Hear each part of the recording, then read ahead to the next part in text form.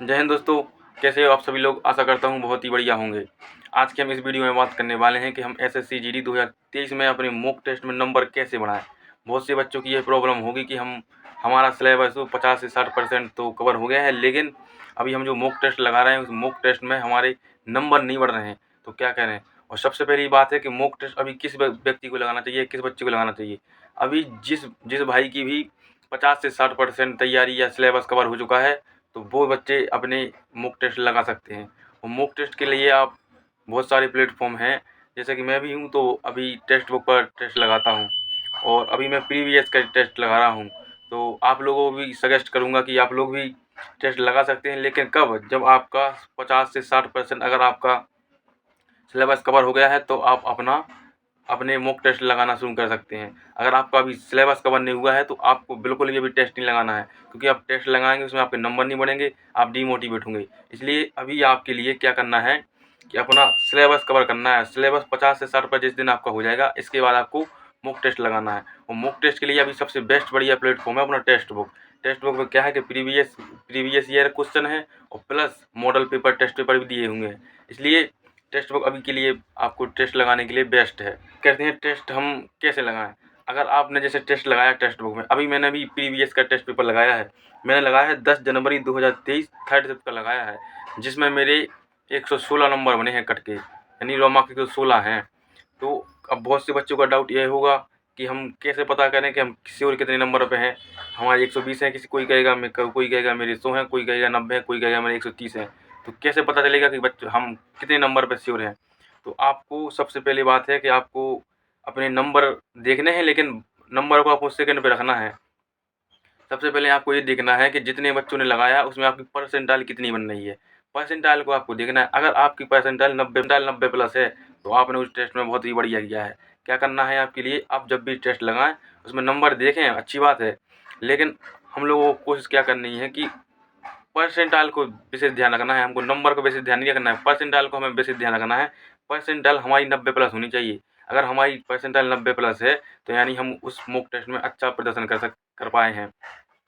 और इसमें अगर नंबर आपके कम आ रहे हैं और परसेंटाइल फिर भी 90 प्लस जा रही है, तो इसमें घबराना नहीं कि मेरे नंबर कम हैं, लेकिन क्योंकि अपने परसेंटाइल पे काम करना है। परसेंटाइल का मतलब होता है जैसे आपकी 90 परसेंटाइल बन गई, 90 परसेंटाइल बनने का मतलब है यानी आप टॉप 10 बच्चों में हैं आप। इसलिए हमेशा परसेंटाइल को प्राथमिकता देना है, नंबर को नहीं। नंबर तो आपके चाहे कितने भी आ जाएँ, लेकिन आपकी अगर परसेंटाइल कम है तो आपको परसेंटाइल पे काम करना है हमें, ठीक है। अगर आपकी परसेंटाइल 90 प्लस जा रही है तो आपको उस टेस्ट में बहुत ही बढ़िया आपने स्कोर किया है। इसलिए हमेशा परसेंटाइल को विशेष ध्यान रखना है। और कई बच्चे क्या होते हैं, मॉक टेस्ट लगाते जाते हैं, लेकिन उसका एनालिसिस अच्छे से नहीं करते हैं। मेरी बात मानो, अभी क्या करो, अभी जो बच्चा अभी फ्रेशर है या नया है, जिसने अभी सिलेबस कवर किया है, उन बच्चों के लिए अभी वो 2 दिन में एक टेस्ट पेपर लगाएं। 2 दिन में एक टेस्ट पेपर लगाएं, लेकिन उस टेस्ट पेपर को क्या करें, अच्छी तरह से एनालिसिस करें।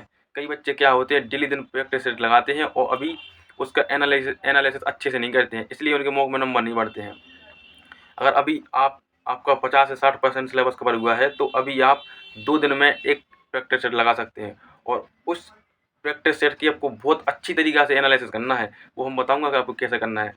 और ये अभी तैयारी अच्छी हो गई है तो वो तो अभी मॉक टेस्ट पे ही काम करें, क्योंकि आपको अधिकतर फ़ायदा होने वाला है मॉक टेस्ट से, ठीक है। अब बात करते हैं कि मॉक टेस्ट का एनालिसिस कैसे करें। सबसे पहले आपको जाना है, देखना है सेक्शन वाइज़। जैसे कि आपने मैथ की, ठीक है। मैंने इस टेस्ट पेपर में अपनी मैथ लगाई, मैंने मैथ के 18 क्वेश्चन अटेम्प्ट किए थे। 18 में से मैंने 16 सही हैं, 2 गलत हुए। 2 गलत हुई है मेरे सिली मिस्टेक की वजह से, क्योंकि मैंने जल्दबाजी में कर दिए। थोड़े क्वेश्चन ईजी थे, इसलिए मैंने जल्दबाजी में पढ़ा और जल्दबाजी में गलती कर दी है। क्या था, एक क्वेश्चन था हमारा और एवरेज चाल से जितना हो सके अच्छे पेशेंस के साथ, धैर्य के साथ क्वेश्चन करना है, क्योंकि बहुत से बच्चे गलती क्या करते हैं कि जो क्वेश्चन हल्का होता है उसमें गलती कर देते हैं। इसलिए हमें ये गलती नहीं करनी है कि जो सरल क्वेश्चन है इसके लिए हम ऐसे ही कर देंगे, क्योंकि आपको जाकर देखना है सेक्शन वाइज। जैसे मैथ में जाकर देखा आपने कि मैंने इतने क्वेश्चन अटेम्प्ट किए, इतने क्वेश्चन अटेम्प्ट करने के बाद मेरे इसमें से, जैसे मैंने मैथ में 18 क्वेश्चन अटेम्प्ट किए थे, 18 क्वेश्चन में से मेरे 16 सही हैं, 2 गलत हो गए। 2 भी गलत हुई है मेरे सिली मिस्टेक की वजह से। अब मैं देखूंगा कि मेरे ये 2 गलत क्वेश्चन क्यों हुए। एक मेरा गलत हो गया, मेरे को कैलकुलेशन की बताता हूँ, जल्दबाजी में मैंने गलत कर दिया। बहुत ही सरल क्वेश्चन था, लेकिन अब आइंदा मैं क्या ध्यान रखूंगा कि जल्दबाजी में क्वेश्चन नहीं करूँगा, जल्दबाजी में क्वेश्चन नहीं पढ़ूंगा। थोड़ा टाइम लेके काम करूँगा। इसलिए ऐसी आपको गलती पहचाननी है कि मैंने एक गलती की है तो क्यों की है। मुझे एक क्वेश्चन आ नहीं रहा था, मैंने कैलकुलेशन में गलती कर दी या मैंने तुक्का ही लगा दिया। ऐसे काम करना है। और अगर आपने किसी क्वेश्चन में तुक्का लगाया, वो तुक्का आपका सही हो गया, तो आपको ऐसा नहीं करना है कि आप उसको छोड़ दो।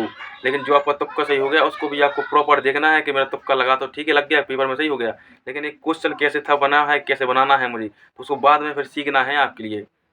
ऐसा नहीं करना है कि आपने तुक्का लग गया तो चलो अब पेपर में सही हो गया तो अब मुझे क्या करना है, अब छोड़ देंगे मैं, ठीक है। इसलिए सबसे पहले आपको जाकर देखना है कि मैंने इतने क्वेश्चन अटेम्प्ट किए थे, इतने में से 3-4 मेरे गलत हो गए, 3-4 ये गलत क्यों हुए, इसकी वजह देखनी है। ऐसे देख के आप, जैसे आपने देख लिया कि मेरा टाइम एंड वर्क का क्वेश्चन गलत हो गया, टाइम एंड वर्क का क्वेश्चन आपको गलत हुआ, उसको जाके आपको क्या करना है, यूट्यूब पर डालना time and work previous year question. उसमें टॉप बहुत सारे प्रीवियस क्वेश्चन आ जाएंगे। उस प्रकार उसमें मतलब एक क्वेश्चन गलत होने की वजह से आप उस पूरे चैप्टर का ही रिवीजन हो जाएगा। अगर आप जाके यूट्यूब पर देखेंगे कि मतलब previous question time and work, बहुत सारे क्वेश्चन आ जाएंगे, एक क्वेश्चन की वजह से आपका पूरा सिलेबस कवर हो जाएगा। वहाँ पर जाके आप 7 से 8 क्वेश्चन लगा लेंगे तो आपका श्योर है कि वो क्वेश्चन अच्छा आ जाएगा। ऐसे आपको मतलब एनालिसिस करना है। जैसे कि अगर हिंदी में आपने देखा कि मैंने इतने अटेम्प्ट किए थे, इतने में से मेरे इतने गलत हो गए, इसके बाद आपको देखना है कि मेरे गलत क्यों हुए हैं। मुझे आ नहीं रहा था, मैंने तुक्का क्यों लगाया। सबसे बड़ी बात तो ये है, जब आपको नहीं आ रहा था क्वेश्चन तो आपने तुक्का क्यों लगाया, नेगेटिव लिख के लेके जाएगा वो। इसलिए आपको सबसे पहले जाकर देखना है कि मुझे ये आता है तो ठीक है, नहीं आता है तो नहीं लगाना है, छिड़ना नहीं है। और आपने देख लिया कि हाँ मेरा ये सही है, तो उसको तो स्किप कर देंगे। लेकिन जो गलती है उस गलती को सुधारना है। अगर आपने अपनी गलती सुधार ली मॉक टेस्ट में, आपका स्कोर वहीं से बढ़ना शुरू हो जाएगा। आप ज़्यादा नहीं, आप 1 हफ्ते करके देख लीजिए ऐसा कि आप पहले मॉक दीजिए, मॉक देने के बाद उसका अच्छे से एनालिसिस करिए। अच्छे से एनालिसिस मैंने आपको बताया कैसे करना है। अगर आपने अच्छे से एनालिसिस कर लिया है, मैं गारंटी के साथ कहता हूँ कि आपके मॉक में नंबर ज़रूर बढ़ेंगे। आप ज़्यादा नहीं, 1 हफ्ते करके देख लीजिए ऐसा कि आपने पहले अटेम्प्ट किए क्वेश्चन, इसके बाद आपने रिजल्ट देखा, उसमें देखा कि मैंने रीजनिंग में मैंने इतने अटेम्प्ट किए थे, इतने में से मेरे इतने सही हो गए, लेकिन मेरे जितने क्वेश्चन गलत हुए, गलत किस वजह से हुए, मुझे आ नहीं रहे थे, मेरी कैलकुलेशन कम थी, मेरे समय कम पड़ गया, ये देखना है। ऐसे अगर आपने कर ली, अगर जैसे आपको कोई क्वेश्चन नहीं आ रहा है, आपको वो क्वेश्चन देखना है, उसी टाइप के आपको यूट्यूब पर जाकर देखना है। जैसे आपने कोई भी क्वेश्चन गलत कर दिया, उसको जाके आपको यूट्यूब पर सर्च करना है, ये वाले सवाल। उसमें प्रीवियस ईयर के कम से कम बहुत सारे सवाल आ जाएंगे, जिसमें से हम 10 से 12 क्वेश्चन लगा लेंगे, या हम ज़्यादा नहीं तो हम 7 से 8 क्वेश्चन लगा लेंगे। गारंटी के साथ कह रहा हूँ वो आपका क्वेश्चन अच्छा पक्का हो जाएगा। अब आगे जो आएंगे उसमें आप गलती नहीं करेंगे। इसलिए और आपको घबराना नहीं है कि मेरी टेक्स्ट बुक में 115 नंबर हैं, मेरी टेक्स्ट बुक में 120 नंबर हैं, या टेक्स्ट बुक में मेरे 140 नंबर हैं। इससे घबराना नहीं है। आपको सिर्फ मतलब रखना है अपनी परसेंटाइल से। अगर आपकी परसेंटाइल, आपको कोशिश ये करनी है कि हमारी परसेंटाइल 90 प्लस रहे।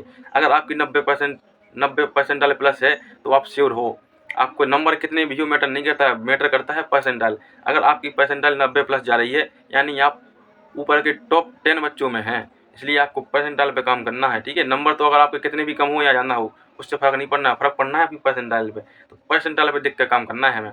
और काम मतलब जो क्वेश्चन आपको आता है वही करना है, तुक्केबाजी काम नहीं करना है, ठीक है। आशा करता हूँ कि वीडियो अच्छी लगी होगी।